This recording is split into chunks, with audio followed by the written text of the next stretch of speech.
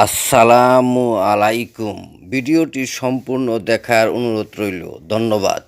অবস্থায় যদি পেছন দিয়ে বায়ু আসতে চায়, আটকিয়ে নামাজ শেষ করা যাবে কিনা? যেমন জামাতে সালাতের সময় সামনের কাতারে থাকলে কিভাবে যাব?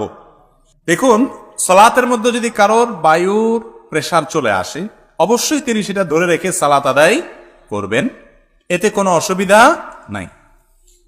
কিন্তু সালাতের আগে, ধরেন সালাতের বাকি আছে আরো 10 মিনিট, আর সময়টা হলো কনকনে শীতের সময়, আপনার বায়ুর প্রেসার আসছে, তখন যদি আপনি চাপাচাপি করে ধরে রাখেন যে 10 মিনিট আমি যদি পার করতে পারি, সাথে আর 5-7 মিনিট যোগ করলে এই 15-20 মিনিট একটু সহ্য করতে পারলে আমার আর ঠান্ডা পানিতে উজুটা করা লাগে না, এই চিন্তা থেকে যদি আপনি চাপাচাপি করে আটকায় রাখেন, তাহলে সেটা কিন্তু গর্হিত কাজ, সেটা কিন্তু ভুল, অন্যায় কাজ। কারণ আপনার এই চাপাচাপি করে আটকায় রেখে যদি নামাজ পড়েন, নামাজে মনোযোগ থাকবে না। কারোর অসুস্থতা আছে, বয়স্ক মানুষ, পানি খুব ধারে কাছে নাই, এই মুহূর্তে নামাজ না পড়লে অসুবিধা হয়ে যাবে, এরকম এক্সক্লুসিভ ভিন্ন কিছু থাকলে, এক্সট্রা কিছু থাকলে ভিন্ন কথা। সচরাচর এই শীতের সময় আমরা অনেকে চাপাচাপি করে উজু ধরে রাখি, অনেকে আবার এটা নিয়ে বাহাদুরি দেখায়, আজ জোহরের সময় উজু করছি আমি, ওইটা দিয়ে কি পার করে দিছি?